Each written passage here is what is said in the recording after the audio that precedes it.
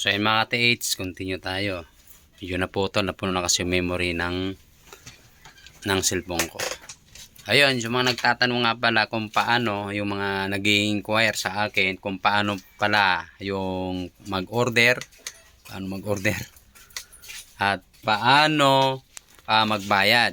Kasi ang karamihan ang gusto kasi nila sila yung customer palagi ang nagdedesisyon na pwedeng ang COD. So hindi po tayo nagpapa-COD mga ka-TH. Pag mga may halimbawa order kayo, down payment palagi yan.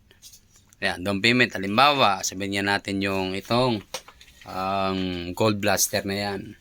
So sa halagang 18,500 o 19,500 kasi meron na po siyang ground penetrating radar. Ayan, may ground ballast na po kasi yan.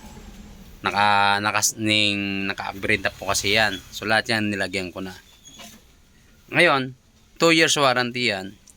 Ngayon, ang pag 19,500 mga TH, palaging may down payment po yan ng 10,000. Then, ang pagkatapos niyan, ang process na pag merong stock, kasi marami naman tayong stock dito.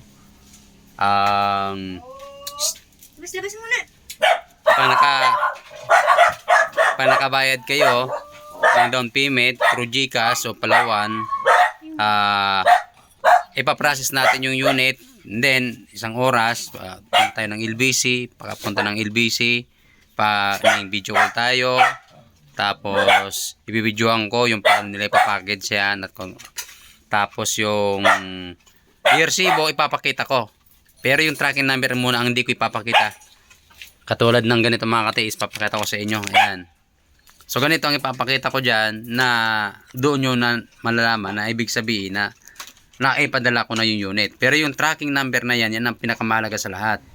Kahit sabihin niya natin na hindi pa kayo bayad tapos akala nyo pagdating nandoon makukuha nyo agad. Hindi, kasi hahanapin kayo ng tracking number. Sabihin niya natin nandoon na yung pangalan nyo, pero yung tracking number ay hindi nyo binigay. Hindi nyo makukuha yan. Babalik at babalik pa rin sa akin yan. Yun na mga ka-TH ang kailangan dyan. Marami pa rin ang mga iinlan lang sa mga customer na hindi pa nakakaintindi about kung paano yung patakaran ko. And then isa pa mga ka-TH, isa ba yung mga katanungan ng ibang mga customer?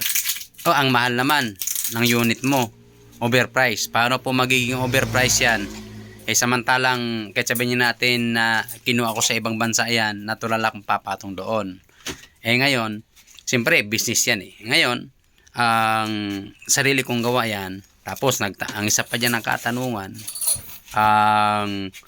magkano ba sir ang materialis mo dyan?